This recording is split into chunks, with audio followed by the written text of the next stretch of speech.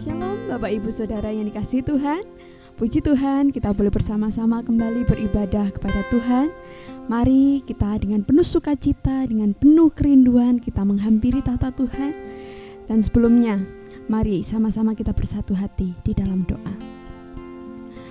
Tuhan Yesus, kami mengucap syukur ya Tuhan, sungguh Engkau baik dalam kehidupan kami. Hingga sampai pada saat ini kami boleh bersama-sama beribadah kepada Tuhan. Kami percaya bahwa ketika kami beribadah dengan hati yang rindu, haus dan lapar, maka Tuhan akan sungguh-sungguh hadir menjamah kehidupan kami, memulihkan kehidupan kami. Ada sukacita, ada lawatan Tuhan yang luar biasa atas kehidupan kami. Terpujilah Engkau ya Bapa. Dan jikalau Tuhan mendapati ada roh jahat di sekeliling kami yang ingin mengganggu ibadah kami, kami patahkan di dalam nama Yesus. Hanya Roh Allah saja yang menguasai hati pikiran kami. Terpujilah Engkau ya Tuhan. Hanya kepadamu kami mau memuji dan memuliakan Engkau. Haleluya. Amin.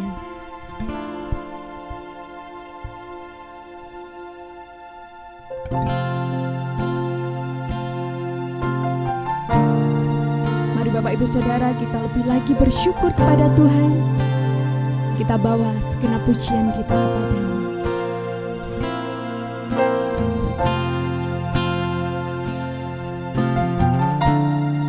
Sungguh Kau baik ya Tuhan.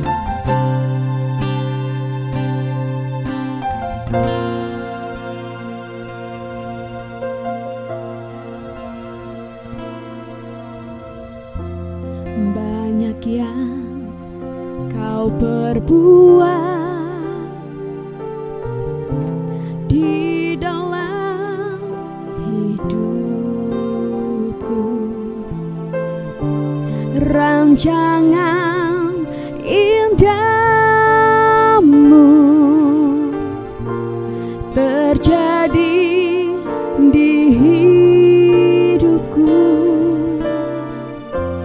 Bapa yang mengerti segala yang ku perlu. Kasih-Mu sempurna nyata dalam hidupku. Ku bersyukur Bapa, ku bersyukur Tuhan, buat kasih setia-Mu di dalam hidupku. Ku bersyukur. Mari nyatakan segenap syukur kita. Ku bersyukur Bapa, ku bersyukur Tuhan,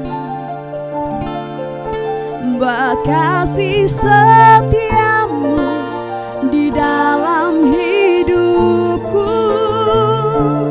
Ku bersyukur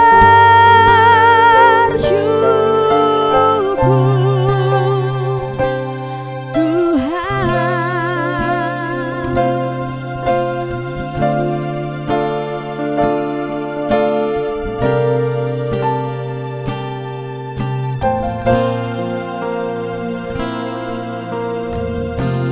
Banyak yang Kau perbuat di dalam hidupku, di dalam hidupku.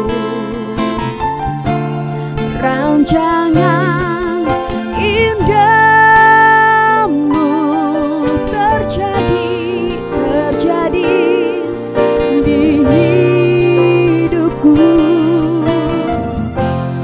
Bapa yang mengerti segala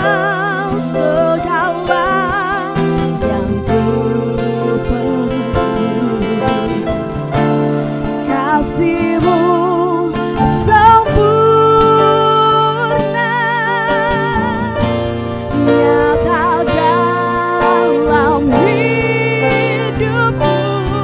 Ku bersyukur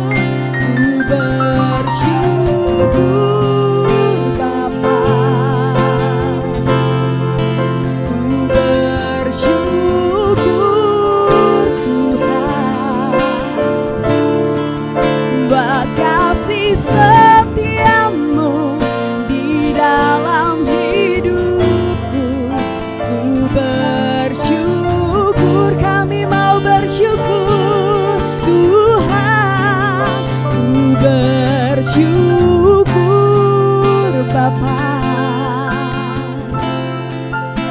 ku bersyukur Tuhan, buat kasih setiamu di dalam hidupku. Ku bersyukur, dengan segenap hati katakan, ku bersyukur Bapa,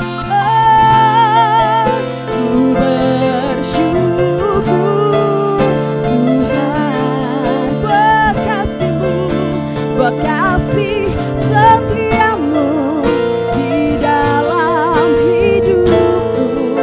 Ku bersyukur, kami mau bersyukur, ku bersyukur Bapa, ku bersyukur Tuhan, buat kasih setiamu di dalam hidupku. Ku bersyukur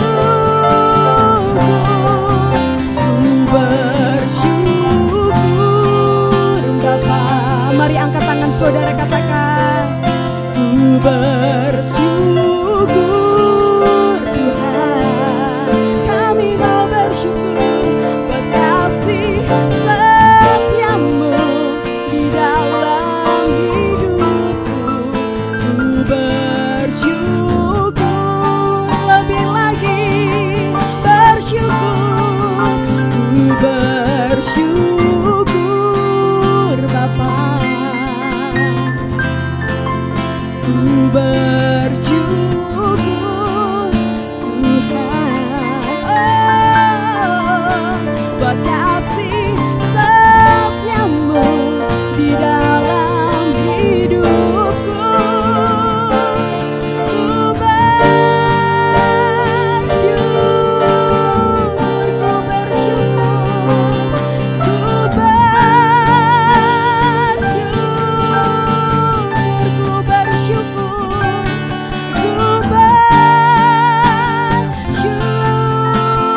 ku Tuhan.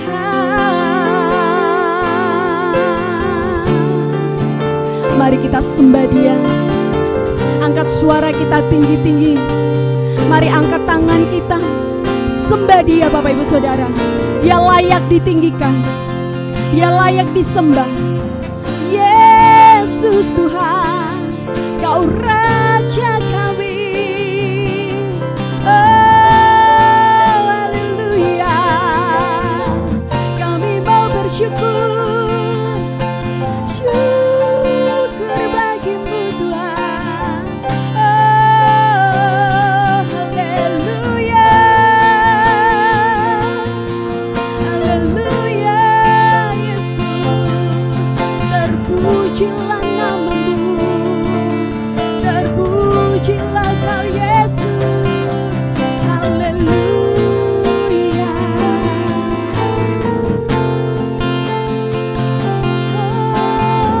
Haleluya, haleluya. Biarlah Roh-Mu ada di tengah-tengah kami ya Tuhan, melawat setiap hati kami. Bagi yang letih, lesu, berbeban berat, mari Tuhan, hiburkan setiap kami, menyatakan kuasa-Mu, sehingga mulut kami dapat mengucap syukur dan terus mengucap syukur. Oh, terima kasih Tuhan Yesus, haleluya, haleluya, glory bagimu, haleluya, haleluya.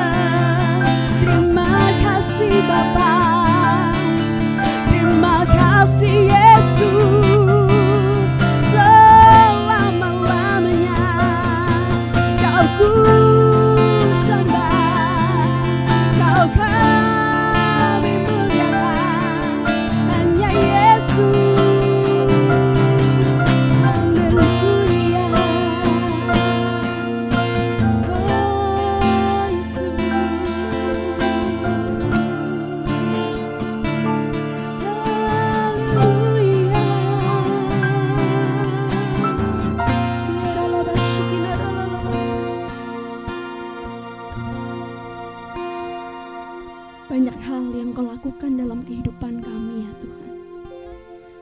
sering kali kami mengecap kebaikan-Mu.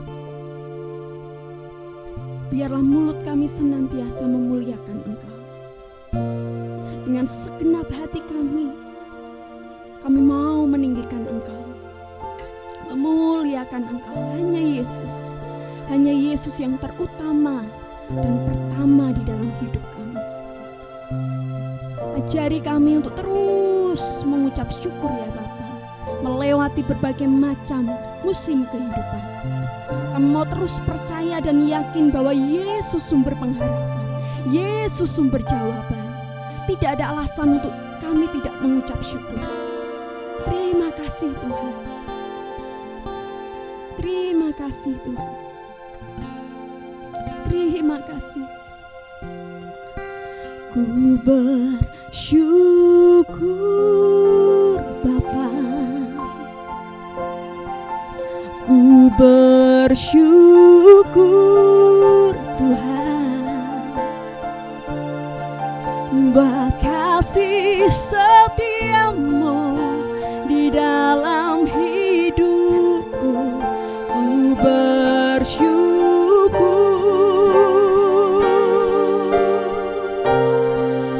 ku bersyukur Bapa, ku bersyukur Tuhan, buat kasih setia-Mu di dalam hidupku. Ku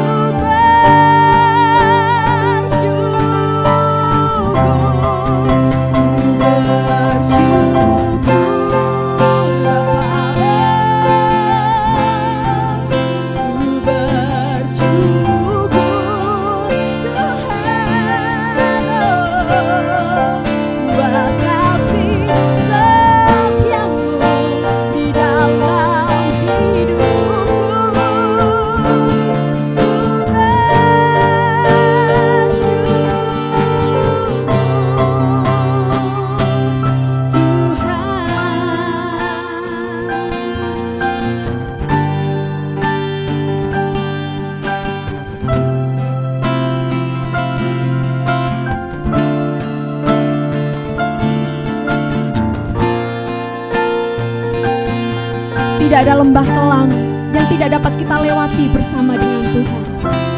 Mari dengan segenap hati kita nyatakan, tak ada lembah kelam. Tak ada lembah kelam yang tak ku lewati tanpa hadir-Mu. Hatiku tak gentar, hatiku takkan gentar, sebab ku tahu tangan-Mu yang menopangku.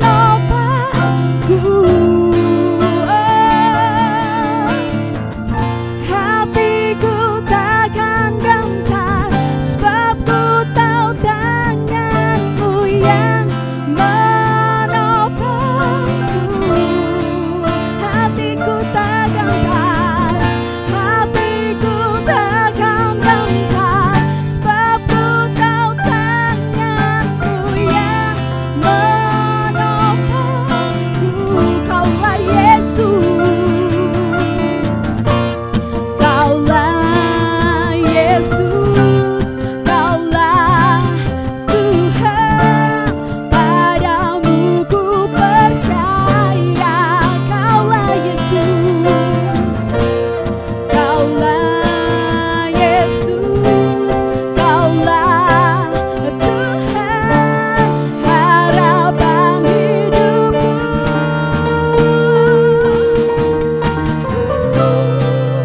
Ku bersyukur Bapa, ku bersyukur Tuhan, ya Tuhan, buat kasih setia-Mu di dalam hidupku. Ku bersyukur. Sekali lagi Bapak Ibu Saudara katakan, ku bersyukur, ku bersyukur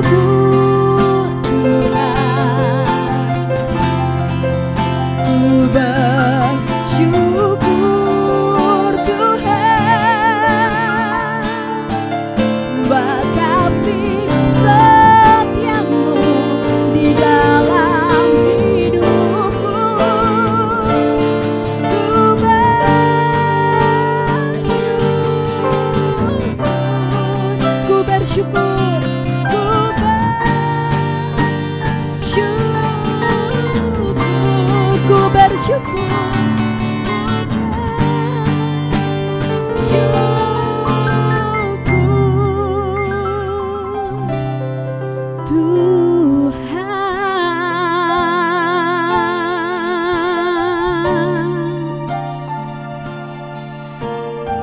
Tuhan, ya Bapa, sungguh hati kami bersyukur dan penuh dengan ucapan syukur ya Bapa. Sangat Kau baik dalam kehidupan kami. Kami percaya, kami merasakan hadirat Tuhan dan hidup kami dipulihkan. Di dalam nama Yesus, sebentar kami akan memuji Engkau lebih lagi. Biarlah roh-Mu bersama-sama dengan kami sampai akhir ibadah kami. Terpujilah nama Engkau Tuhan. Haleluya.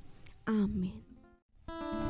Shalom Bapak Ibu Saudara yang terkasih dalam Tuhan, tetap bersukacita di dalam Tuhan. Kita akan lebih lagi memuji dan memuliakan nama Tuhan, sebab kita percaya Yesuslah kekasih jiwa buat setiap kita yang percaya kepadanya.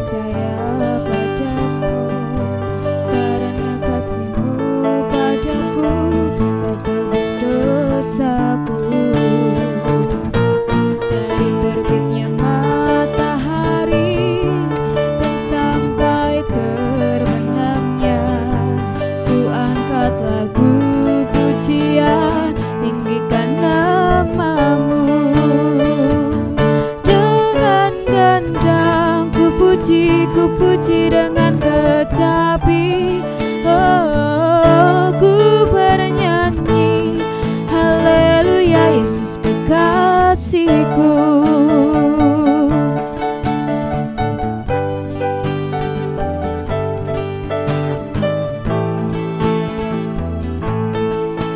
Yesus kekasih jiwaku, Yesus kekasih jiwaku, percaya padamu, karena kasih-Mu padaku, Kau tebus dosaku.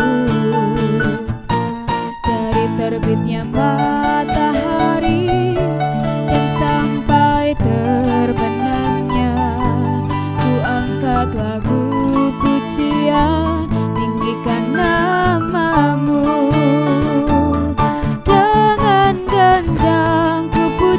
Ku puji dengan kecapi, oh ku bernyanyi, haleluya Yesus kekasihku.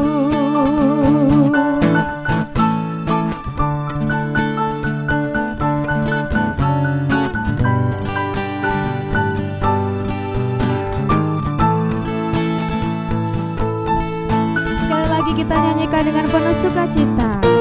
Yesus kekasih jiwaku, sungguh ku percaya padamu, karena kasih-Mu padaku, Kau tebus dosaku. Dari terbitnya matahari dan sampai terbenamnya, ku angkat lagu pujian, tinggikan nama-Mu. Dengan gendang ku puji dengan kecapi, oh ku bernyanyi, haleluya Yesus kekasihku. Dengan gendang ku puji dengan kecapi, oh ku bernyanyi, haleluya Yesus kekasihku. Ku bernyanyi, haleluya Yesus kekasihku. Ku bernyanyi, haleluya Yesus kekasihku.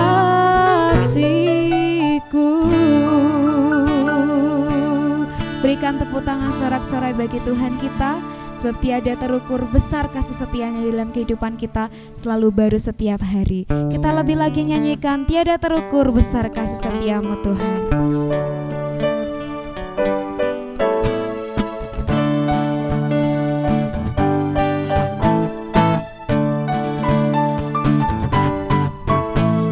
Tiada terukur besar kasih setiamu Tuhan, panjang dan lebarnya melebihi lautan, jauh tinggi mengatasi langit, dalamnya tak dapat kuselami. Kasih setiamu besar selamanya, kasih setiamu besar selamanya. Hatiku bersyukur, hatiku bersyukur, mulutku memuji, jiwaku pun bersorak memuji Engkau, Yesus. Ajaib perbuatanmu, besar anugerahmu, takkan berhenti ku memuji namamu. Tiada terukur besar kasih setiamu Tuhan, panjang dan lebarnya melebihi lautan, jauh tinggi mengatasi langit, dalamnya tak dapat kuselami. Kasih setiamu besar selamanya, kasih setiamu besar, kasih setiamu besar selamanya. Hatiku bersyukur, mulutku memuji, jiwaku pun bersorak memuji Engkau, Yesus. Ajaib perbuatanmu, besar anugerahmu, takkan berhenti ku memuji namamu. Tiada terukur besar kasih setiamu Tuhan, panjang dan lebarnya melebihi lautan, jauh tinggi mengatasi langit, dalamnya tak dapat kuselami. Kasih setiamu besar selamanya, kasih setiamu besar selamanya. Kasih setiamu besar, kasih setiamu besar selamanya, kasih setiamu besar selamanya.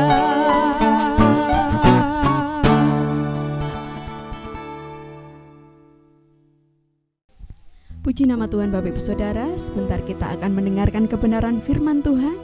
Mari kita siapkan hati kita lebih lagi. Kita sambut firman Tuhan dengan pujian Yesus Sahabatku.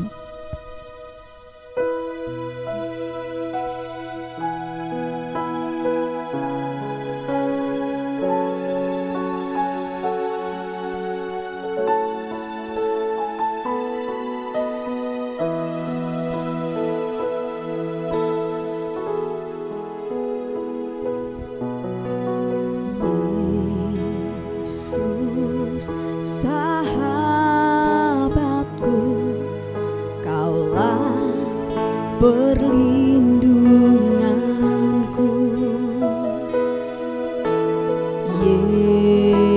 Yesus, Kau Rajaku,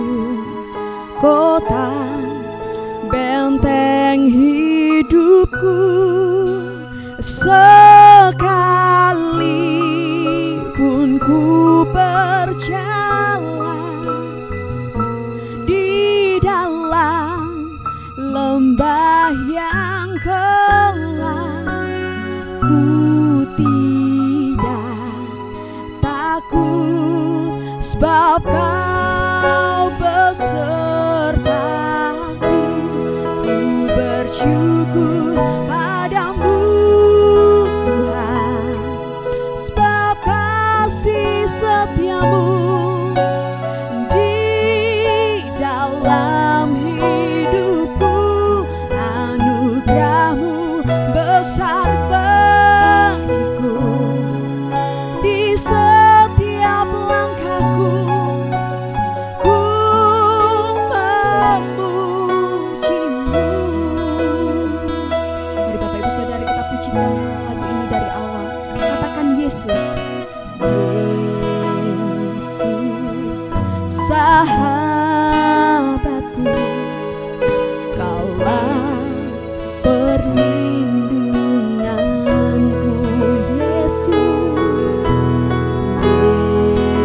Yesus Kau Rajaku, kota benteng hidupku.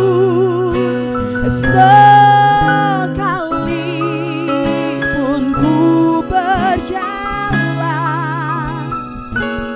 di dalam lembah yang gelap, ku tidak takut sebab Kau besertaku. Ku bersyukur padamu Tuhan, sebab kasih setiamu di dalam hidupku. Anugerahmu besar bagiku, di setiap langkahku aku memujimu. Ku bersyukur padamu Tuhan, sebab kasih setiamu di dalam hidupku. Anugerahmu besar bagiku, di setiap langkahku aku memujimu. Ku bersyukur padamu Tuhan, buat kasih setiamu di dalam hidupku.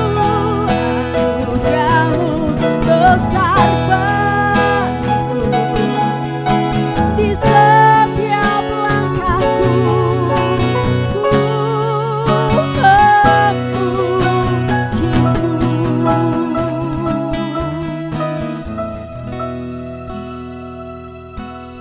Ya Tuhan, di setiap langkah kehidupan kami mau terus memuji memuliakan Engkau. Hanya Yesus, kekasih jiwa kami. Hanya Yesus segala-galanya. Kau Raja kami, Kau sahabat kami, Kau ada bersama dengan kami di saat suka dan duka. Terima kasih Bapa. Oh, ku bersyukur padamu Tuhan, sebab kasih setiamu di dalam hidupku. Anugerahmu besar bagiku, di setiap langkahku aku memujimu. Ku bersyukur padamu Tuhan, buat kasih setiamu di dalam hidupku. Anugerahmu besar bagiku, di setiap langkah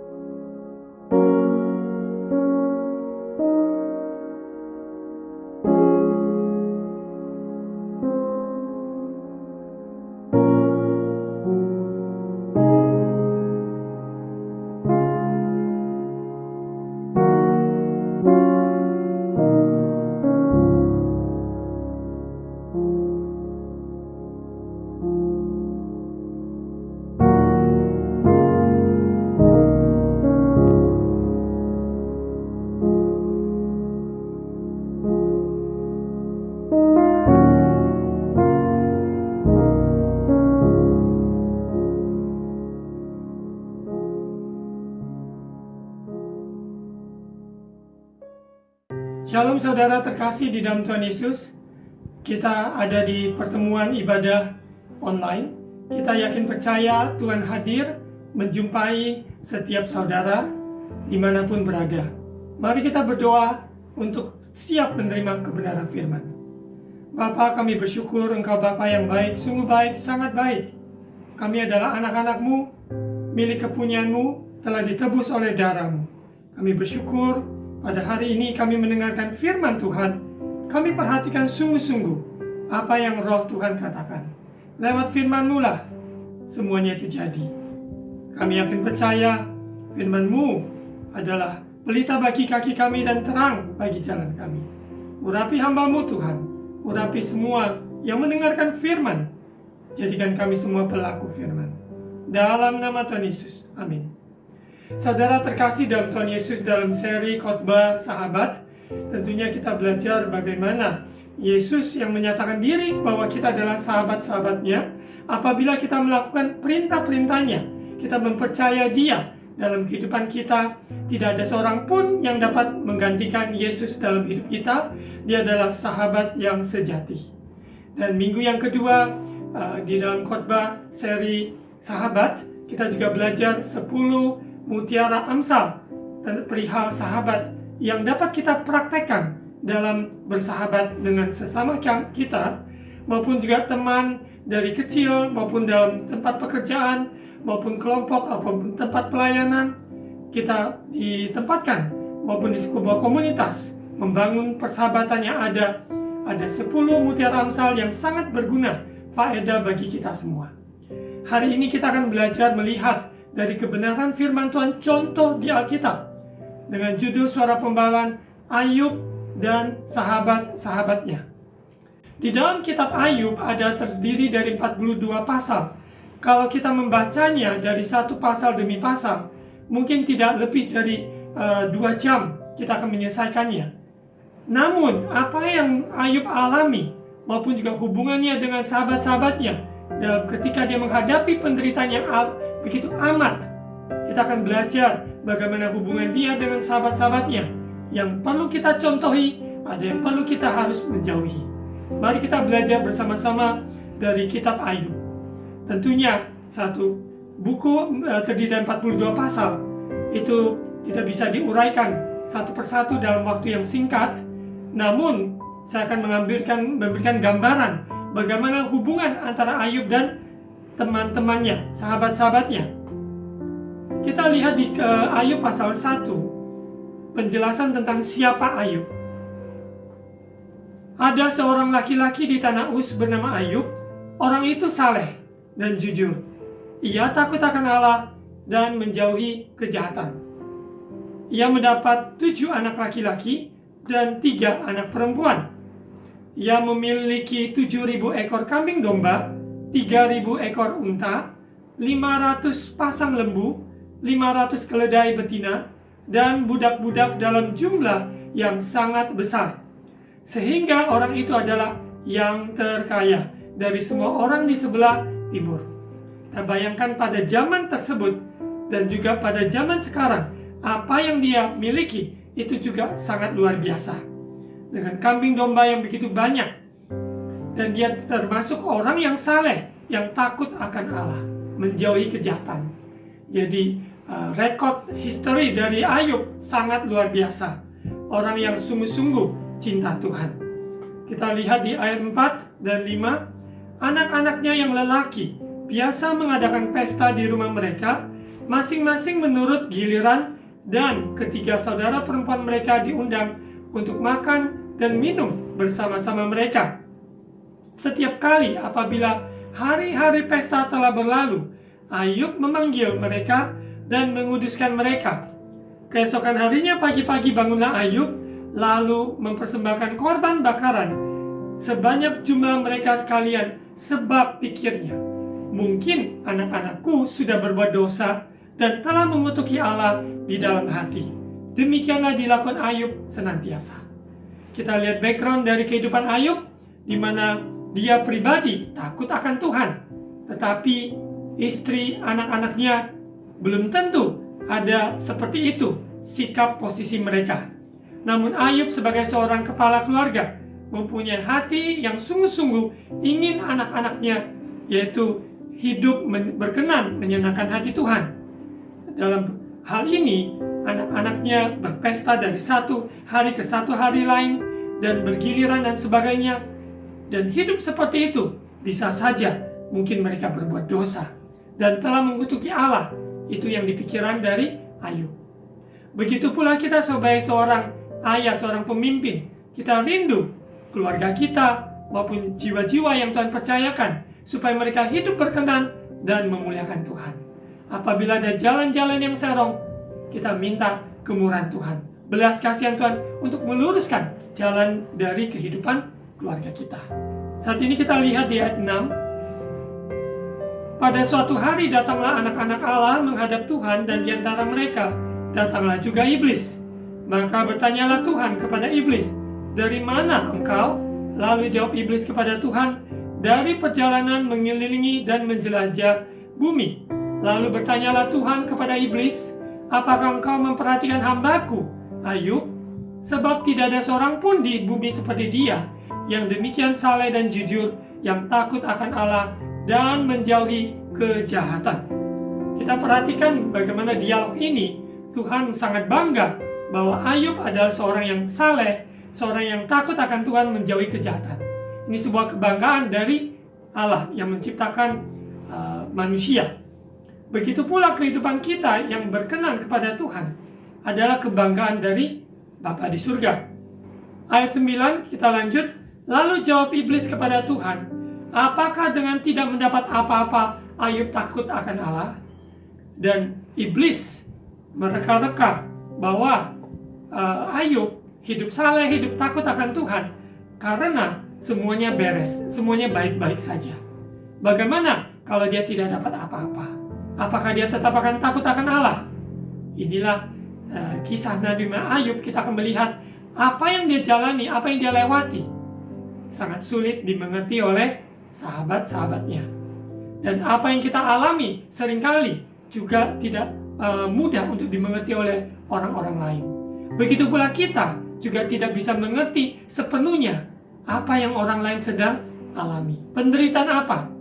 Untuk itu sangat bijak apabila kita tidak meremehkan, mengecilkan permasalahan yang ataupun pergumulan yang seseorang sedang hadapi. Bahwa kita menguatkan, mendoakan mereka, memberikan mereka semangat, tetap berharap, tetap percaya bahwa Tuhan baik. Yesus lebih besar dari segala masalah yang ada. Semua pergumulan masing-masing, setiap orang berbeda-beda. Kita semua mengalami hal-hal, tantangan-tantangan dari musim yang berbeda. Namun Tuhan yang sama, Yesus Kristus, Dia tidak terlelap, Dia tidak tertidur. Dia adalah penolong kita yang sejati. Dia sahabat yang sejati, menghibur, menguatkan, dan menolong kita tepat pada waktunya. Kita lihat di mana iblis mencela ataupun mereka bahwa Ayub takut akan Tuhan karena punya maksud. Karena semuanya baik-baik, tentunya dia takut akan Tuhan. Bagaimana kalau sesuatu terjadi dalam hidupnya, apakah dia tetap akan takut akan Tuhan? Biarlah pertanyaan ini pertanyaan pada kita juga. Apakah kita tetap akan saleh, tetap hidup berkenan ketika kita diberkati? Ataupun ketika kita mengalami kesusahan, apakah kita tetap akan setia dalam suka maupun dalam duka? Kita di dalam tangan Tuhan. Dia yang membawa kita melewati lembah air mata. Dia juga yang membawa kita naik ke atas gunung. Semua lembah-lembah ataupun gunung-gunung, bersama Yesus kita melewati semuanya. Dalam setiap musim kehidupan, kita tidak mencela satu yang lain, tetapi kita mendorong satu yang lain. Ada yang sedang di atas, biarlah ingat kepada saudara-saudara yang sedang kesusahan. Saudara-saudara yang kesusahan tidak perlu minder, tidak perlu tawar hati, kecil hati. Ketika melihat saudara, teman kita, mereka sedang dikatakan diberkati secara materi, kesehatan, dan sebagainya. Biarlah kita belajar mengucap syukur dalam kondisi keadaan apapun, suka maupun duka. Yesus segala-galanya. Suka maupun duka, Yesus sahabatku. Kita lanjut di ayat 10. Bukankah engkau yang membuat pagar sekeliling dia dan rumahnya serta segala yang dimilikinya? Apa yang dikerjakannya telah kau berkati, dan apa yang dimilikinya makin bertambah di negeri itu. Tetapi ulurkanlah tanganmu dan jamalah segala yang dipunyainya, ia pasti mengutuki engkau di hadapanmu.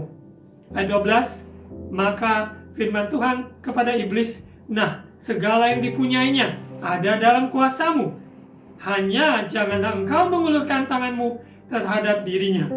Kemudian pergilah iblis dari hadapan Tuhan.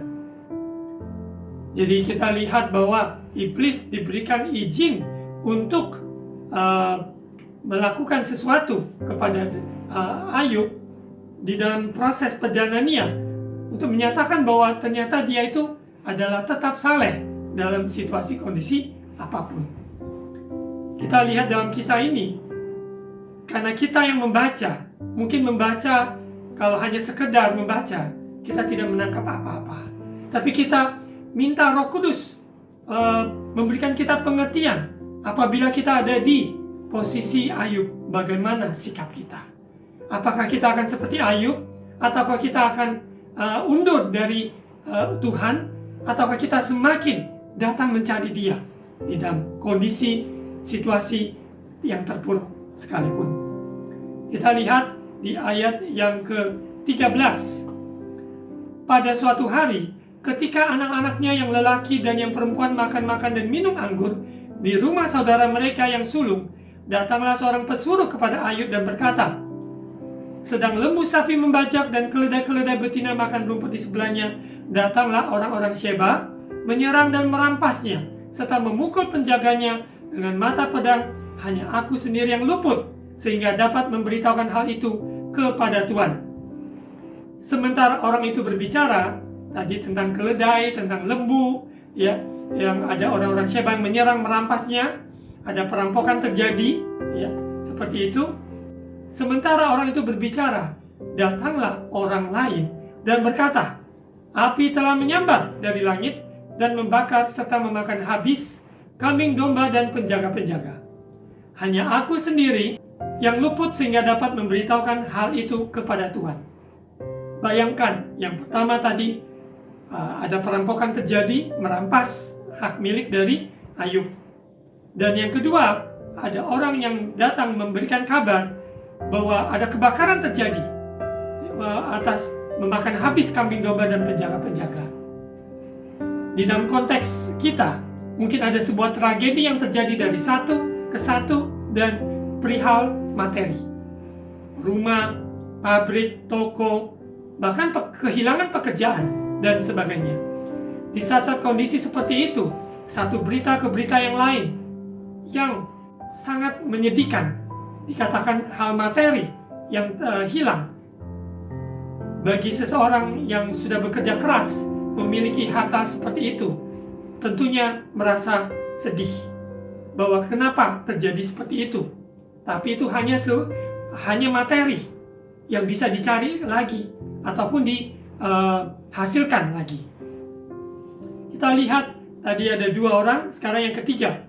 Sementara orang itu berbicara, datanglah orang lain dan berkata, orang-orang Kastim membentuk 3 pasukan, lalu menyerbu unta-unta dan merampasnya serta memukul penjaganya dengan mata pedang.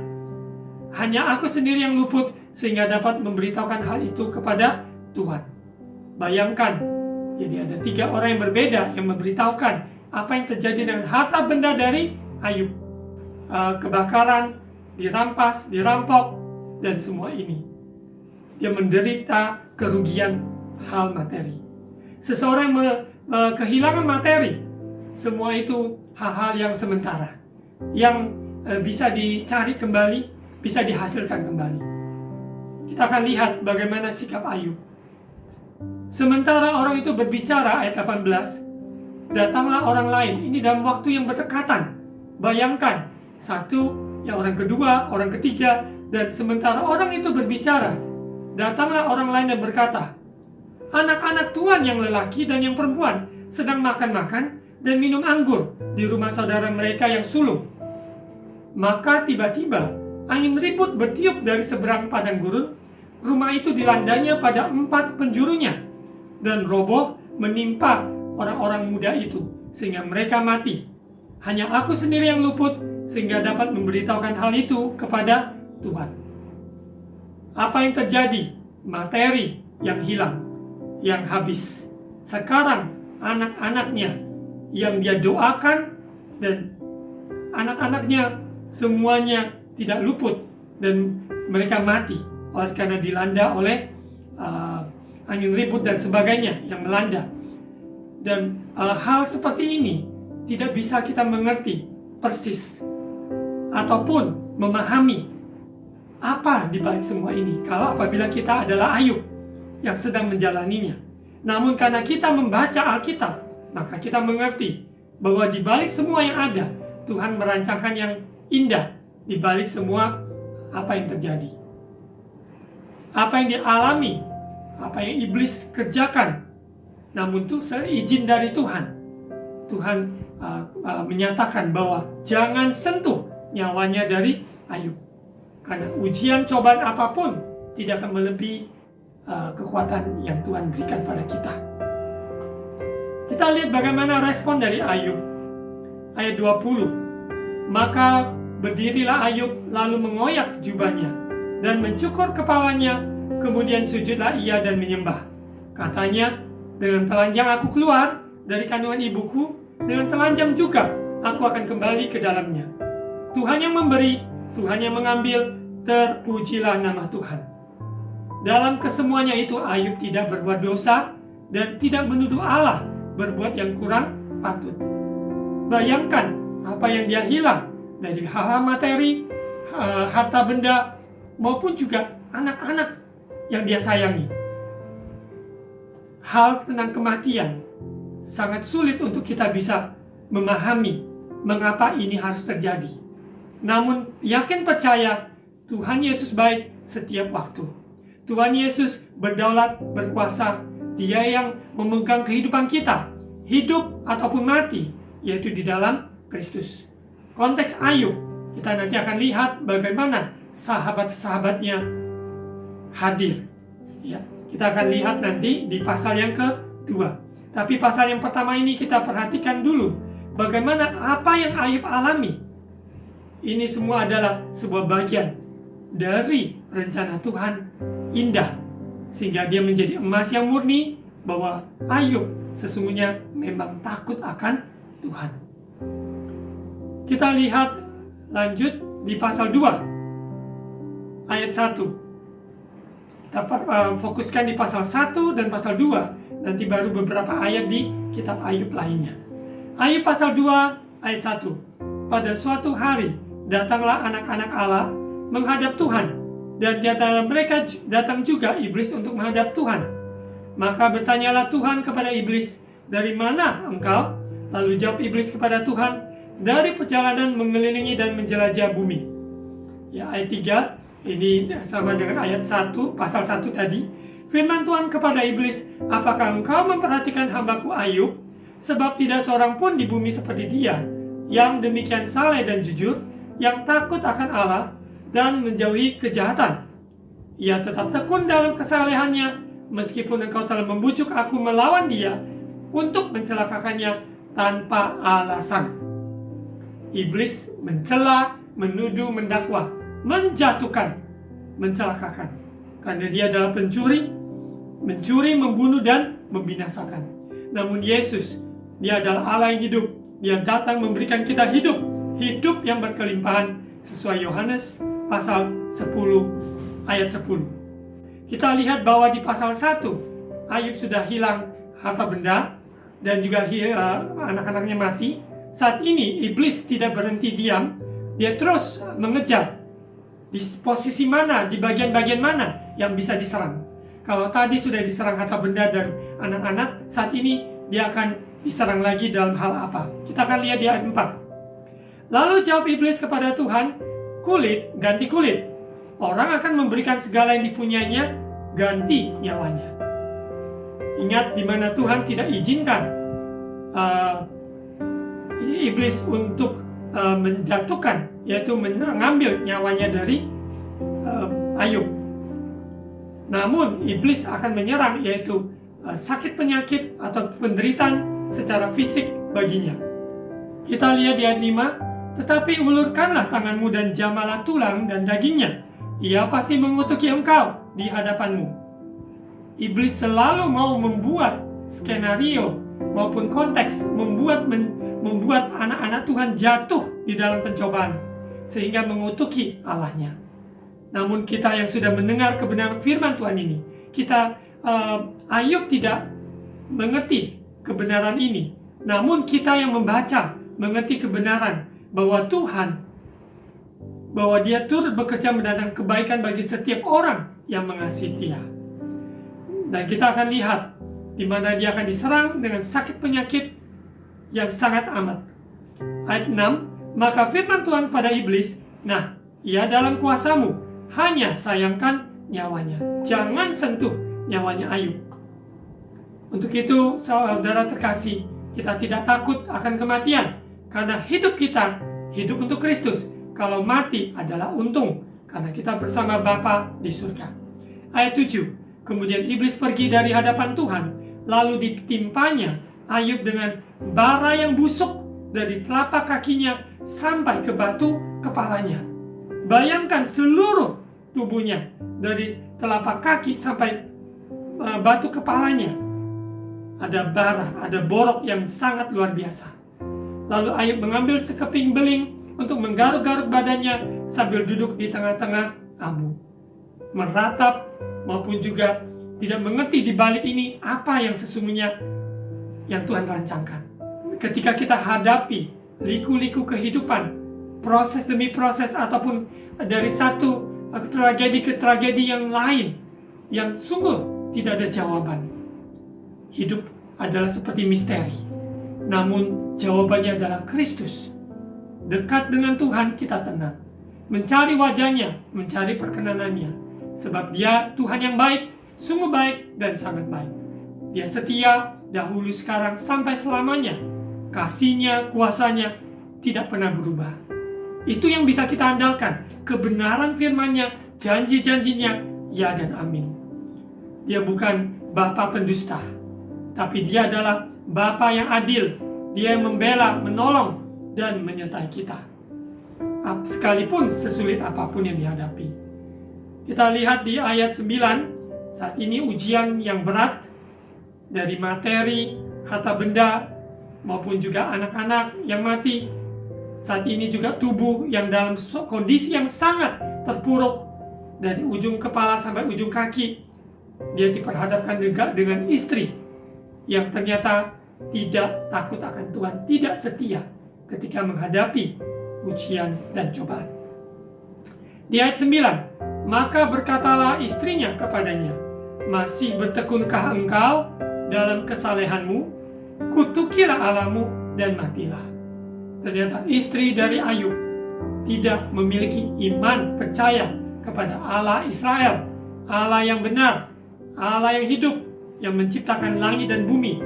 Ayub dalam suka, dalam duka, dia tetap mempertahankan untuk hidup saleh, hidup berkenan pada Tuhan. Dia tidak mau mengutuki Tuhan Allahnya. Namun sebaliknya, istrinya ketika menghadapi ini, melihat apa yang terjadi, bukan mendorong menjadi sahabat yang baik buat suaminya, bersama-sama untuk datang mencari Tuhan, tetapi malah sebaliknya, dia mencela Ayub. Dia menyatakan bahwa masih bertekunkah engkau dalam kesalehanmu? Apa yang kamu alami tidak sebanding dengan kesalehanmu. Untuk itu kutukilah Allahmu dan matilah. Dan ini sangat menyedihkan. Orang yang terdekat, yaitu suami ataupun istri di dalam sebuah keluarga, tapi ternyata tidak mendukung, tidak menopang ketika masalah sedang dihadapi bersama. Hari-hari ini banyak perceraian terjadi, banyak percecokan terjadi oleh karena masalah uang, masalah kesehatan, masalah-masalah yang ada di dalam rumah tangga. Tapi sebagai anak-anak Tuhan, dalam semua menghadapi semuanya, mari mata hati kita tertuju kepada Tuhan, bersehati mencari Tuhan, merendahkan hati, dan hanya minta belas kasihan, kemurahan Tuhan, membawa kita melewati semuanya ini. termasuk dalam hal saat masa pandemi ini. Ada keluarga yang isoman, ada keluarga juga yang mengalami kesedihan, ratapan, maupun juga hal-hal yang terjadi di dalam bukan hanya rumah tangga, tetapi keuangan, kesehatan. Namun percayalah bahwa bersama Yesus kita dapat melewati semuanya. Tidak ada pencobaan yang jauh lebih besar daripada kekuatan yang sudah Tuhan percayakan pada kita. Di ayat 10 kita lihat bagaimana sikap Ayub. Tetapi jawab Ayub kepadanya, "Engkau berbicara seperti perempuan gila. Apakah kita mau menerima yang baik dari Allah, tetapi tidak mau menerima yang buruk?"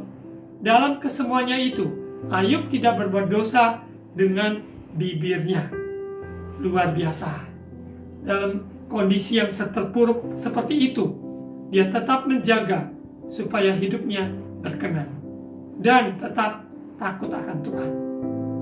Nah, saat ini kita akan lihat bagaimana hubungan Ayub dengan sahabat-sahabatnya.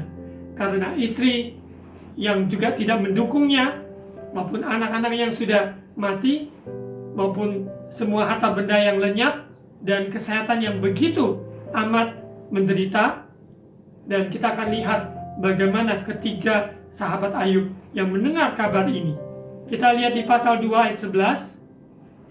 Suara pembalahan hari ini Ayub dan sahabat-sahabatnya. Ya, bagian pertama tadi saya lebih banyak tekankan kehidupan Ayub, kesalehannya di tengah-tengah penderitaan. Saat ini kita akan lihat bagaimana sahabat-sahabat Ayub. Ayat 11. Ketika ketiga sahabat Ayub mendengar kabar tentang segala malapetaka yang menimpa dia, maka datanglah mereka dari tempatnya masing-masing. Berarti mereka ada dari tempat yang berbeda-beda. Yakni Elifas, orang teman, berarti di wilayah di mana dia tinggal, ya, dia adalah orang teman. Dan Bildad, orang Suah, ada di lokasi yang berbeda. Serta Zofar, orang Naamah.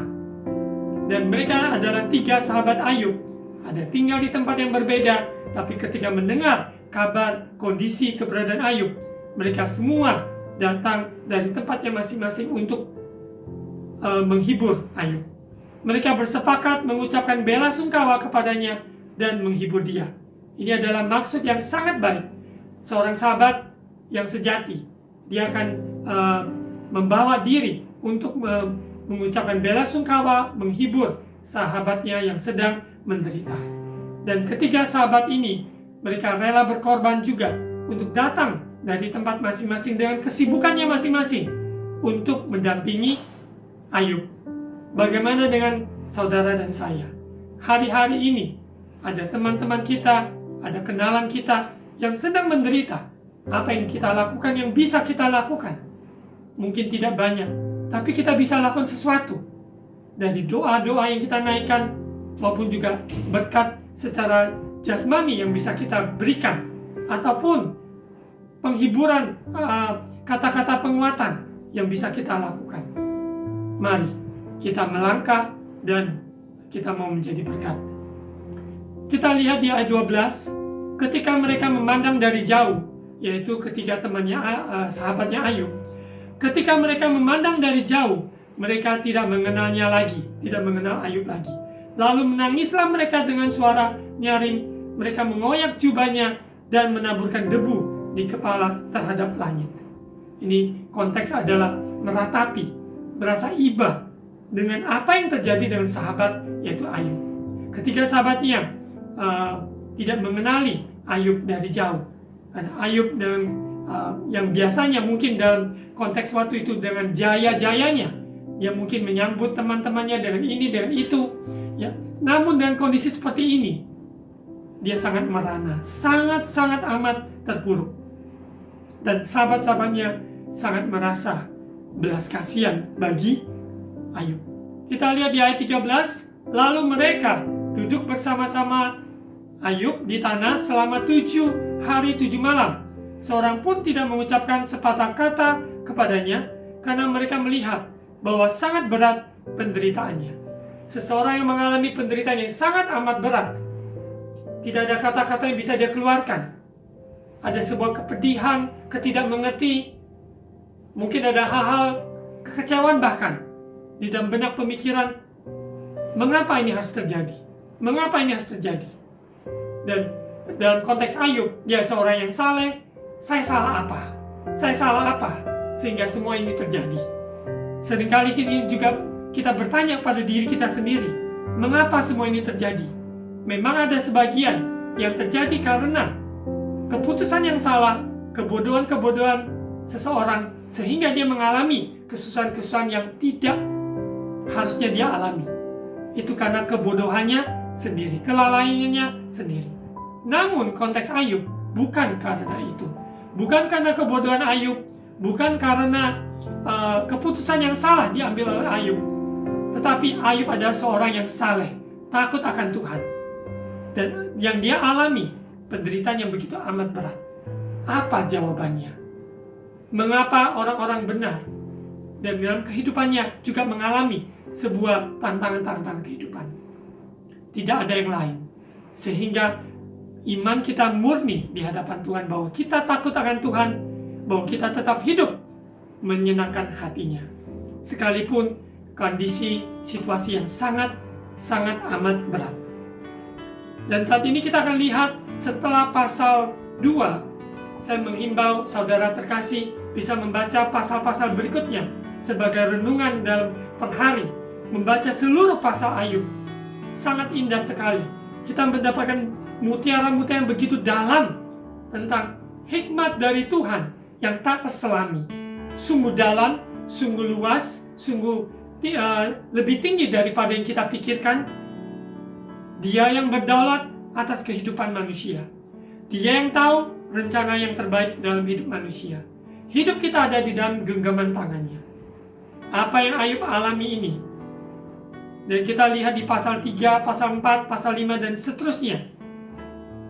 Saudara bisa membaca, bahkan hanya judul-judulnya saja sudah sangat memberkati. Di mana contoh di Ayub pasal 6, Ayub kecewa terhadap sahabat-sahabatnya karena apa yang Ayub keluarkan, unek-unek dalam hatinya, sharingnya, curhatnya tadi selama 7 hari. Ketika dia diam, sahabat-sahabatnya juga diam. Ketika dia mulai keluarkan semua isi hatinya, namun sahabatnya juga sesungguhnya tidak mengerti sepenuhnya apa yang Ayub alami. Memberikan komentar-komentar yang tidak pada tempatnya. Dan menurut apa yang mereka alami, yang mereka sampaikan. Dan ternyata apa yang Ayub alami tidak seperti yang mereka bayangkan. Ayub kecewa terhadap sahabat-sahabatnya. Di Ayub pasal 7, judul Hidup Itu Berat. Temannya yang tadi ada Bildad, ada Sofar, dan juga ada Elifas, ya, sahabat-sahabatnya Ayub. Kita lihat dari judul-judulnya. Contoh-contoh Ayub pasal 8. Bildad membela keadilan hukuman Allah. Sahabatnya menyatakan bahwa ini hukuman Allah, keadilan, ada keadilan bahwa hukuman Allah. Benar, itu benar sekali. Dalam masa yang Ayub alami, bukan itu yang Tuhan sedang berbicara. Tuhan menyatakan kedaulatannya, kasihnya, kesetiaannya dalam hidup hambanya yang tidak dimengerti oleh sahabat-sahabatnya. Sahabatnya terus memberikan komentar, jawaban, perkataan-perkataan. Semuanya ini mereka sesungguhnya tidak mengerti apa yang Tuhan sedang kerjakan. Ayub sendiri yang sedang mengalami juga tidak mengerti apa yang sedang dia alami ini. Ayat pasal 10, apakah maksud Allah dengan penderitaan? Pasal 11, anjuran Zofar supaya Ayub merendahkan diri di hadapan Allah. Ayat 12, Ayub mengakui kekuasaan dan hikmat Allah. Ayat pasal 13, Ayub membela perkaranya di hadapan Allah. Pasal 14, setelah mati tidak ada harapan lagi. Ini ungkapan dari Ayub yang melihat dari kacamata keterbatasan manusia. Pasal 15, pendapat Elifas bahwa orang fasik akan binasa, dan seterusnya. Saudara dapat membaca dari pasal demi pasal, begitu indah dalam percakapan satu yang lain, di mana Ayub yang sedang mengalami, kita menaruhkan diri kita di posisi Ayub. Dan juga kita belajar apabila kita adalah Ayub yang sedang menghadapi masalah yang sangat berat, bagaimana sikap kita. Dan juga bagaimana dengan apabila kita sebagai posisi sahabat-sahabatnya, apa yang kita lakukan, apa yang kita perbuat untuk menolong, menghibur teman-teman kita, sahabat kita yang sedang mengalami penderitaan yang sangat amat berat yang kita tidak mengerti. Kita lanjut di dalam proses itu, ya, di pasal-pasal yang ada, baik Zofar, baik Bildad, baik Elifas, semuanya telah ungkapkan dari percakapan antara Ayub dengan teman-temannya, sahabat-sahabatnya. Dan ada beberapa konklusi yang kita harus perhatikan. Elihu, salah seorang dari sahabat dari Ayub, dia merasa juga berhak untuk mengemukakan pendapat. Dia adalah yang termuda, dan dia juga menegur Ayub, dia juga menegur ketiga sahabat dari Ayub. Dalam proses perjalanan seperti ini, kita lihat bahwa Tuhan menyatakan dirinya kepada Ayub secara pribadi. Apa yang dia alami, sungguh indah, kemuliaan Tuhan dinyatakan. Dia mengalami perjumpaan dengan Tuhan, dia merendahkan diri di hadapan Allah, dan dia dibukakan matanya. Kita akan lihat di pasal 42, bagaimana sikap Ayub dari proses percakapan dengan sahabatnya, dan semua ini tidak terjadi dalam waktu yang singkat, tapi waktu yang sedemikian yang dia lewati tidaklah mudah. Kita lihat di Ayub pasal 42. Ayub mencabut perkataannya dan menyesalkan diri.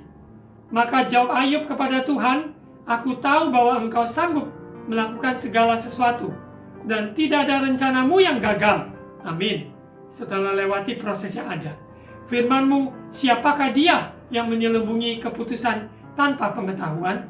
Itulah sebabnya tanpa pengertian aku telah bercerita tentang hal-hal yang sangat ajaib bagiku dan yang tidak ku ketahui. Banyak hal yang kita alami, kita tidak mengerti, tidak mengetahui, namun mari kita memiliki iman percaya Tuhan Yesus baik. Dia mengatur segala sesuatunya baik untuk kebaikan kita. Ayat 4, firman-Mu, dengarlah, maka akulah yang akan berfirman. Aku akan menanyai engkau, supaya engkau memberitahu aku. Tuhan berdialog dengan Ayub. Ayat 5, hanya dari kata orang saja, Ayub mendengar tentang engkau. Aku mendengar tentang engkau. Tetapi sekarang mataku sendiri memandang engkau.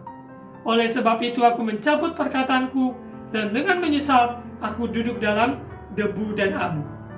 Sungguh luar biasa.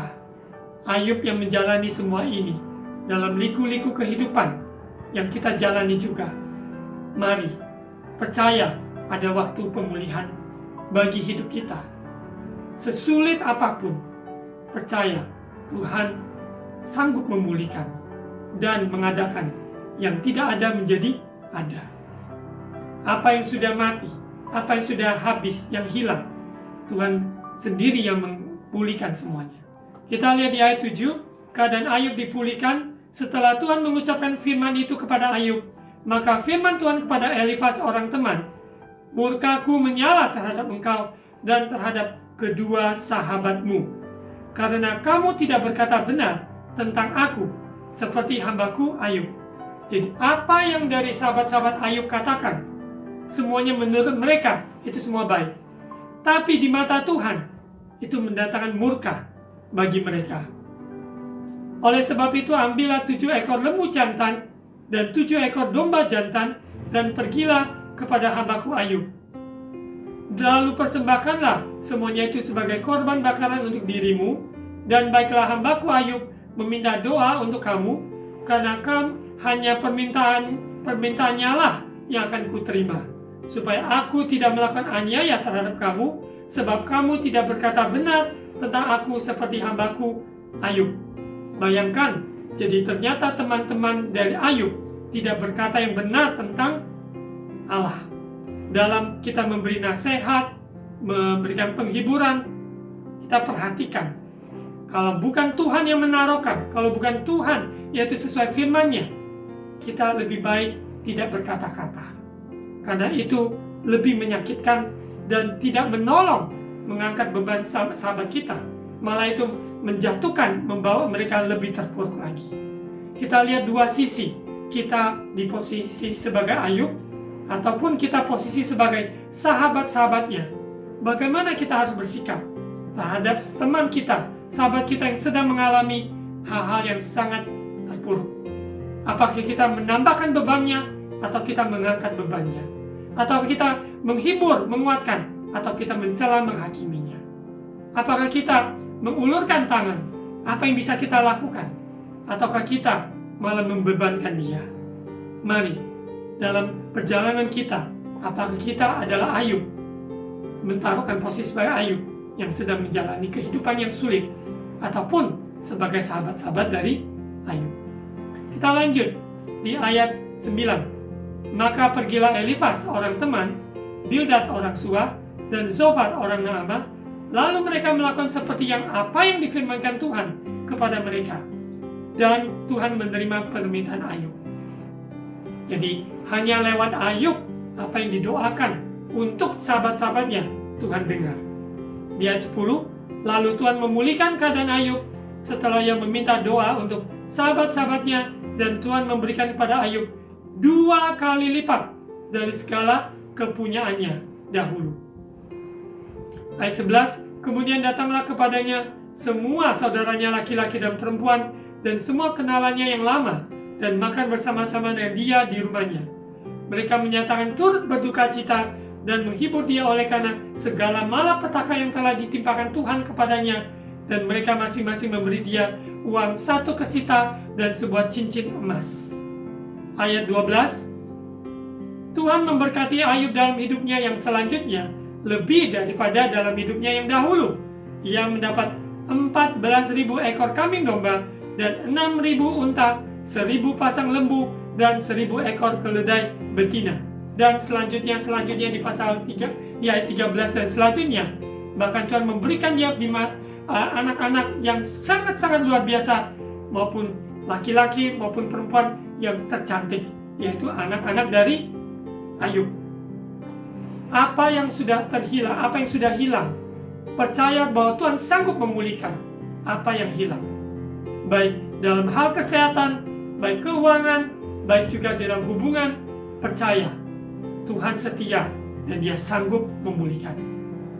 Jangan kita putus asa ataupun kecil hati.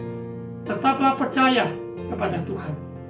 Kita lihat bagaimana seorang sahabat yang harusnya lakukan di tengah-tengah penderitaan dari teman kita. Mari kita sedikit komentar, banyak mendengar, banyak berdoa. Kita empati dengan sahabat kita yang sedang mengalami keterpurukan dalam hal ekonomi, kesehatan, ataupun rumah tangga dan hal-hal lainnya.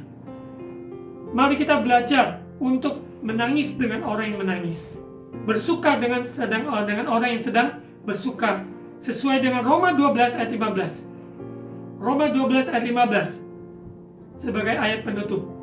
Bersukacitalah dengan orang yang bersukacita, dan menangislah dengan orang yang menangis.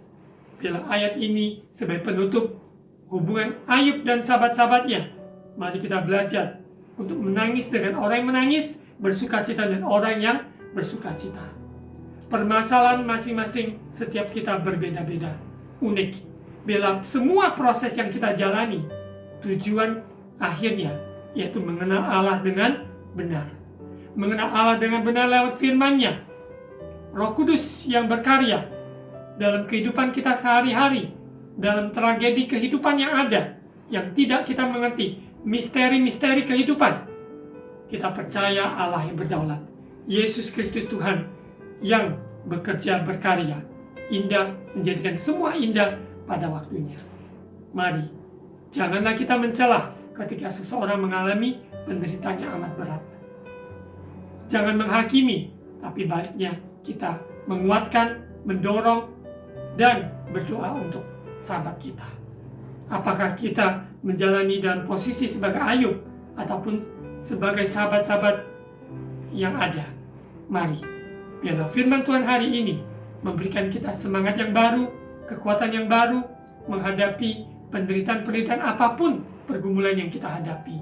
Bahwa Tuhan tidak menutup mata, tidak menutup telinga. Dia perhatikan dan dia sanggup dan dia mau menolong kita. Mari kita berdoa. Bapa, terima kasih firman Tuhan, Roh Kudus materaikan sehingga kami menjadi pelaku firman Tuhan. Apakah kami ada di posisi Ayub ataupun sahabat-sahabatnya? Mari kami sungguh-sungguh merenungkan kembali dari kitab Ayub ini supaya kami mengenal Allah yang benar. Dalam perjalanan hidup sesulit apapun, jangan kami mencela sahabat kami, teman kami yang sedang menderita. Biarlah kami dapat menjadi berkat buat mereka yang sedang mengalami kesusahan hidup, supaya tetap tidak putus asa, tidak tawar hati, memegang kebenaran firman, hanya mata tertuju kepada Tuhan Yesus.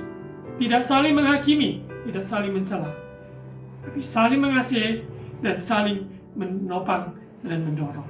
Terima kasih Bapa, berkati maupun umat jemaat-Mu yang mengalami kesusahan hidup, beri penghiburan. Engkau kirimkan sahabat-sahabat yang sungguh-sungguh sahabat yang sejati, maupun juga orang yang sedang dalam mengalami sakit penyakit, penderitaan, maupun masa-masa pandemi ini. Tuhan yang penyembuh, di dalam nama Yesus kami akan percaya keadaan kondisi minus Tuhan juga sanggup mengubah menjadi plus. Berkati pemerintah kami, berkati tanah kami, berkati Indonesia. Terima kasih Bapa. Terima kasih Yesus. Mari saudara terkasih, angkat kedua tangan untuk terima ucapan berkat imam. Tuhan memberkati engkau dan melindungi engkau. Tuhan menyinari engkau dengan wajah-Nya dan memberi engkau kasih karunia. Tuhan menghadapkan wajah-Nya kepadamu dan memberi engkau damai sejahtera. Terimalah berkat dari kasih karunia dari Allah Bapa, cinta kasih dari Tuhan Yesus, persekutuan dan Allah Roh Kudus menyertai kita semua hari ini sampai Maranatha, Yesus datang kembali. Di dalam nama Tuhan Yesus, amin.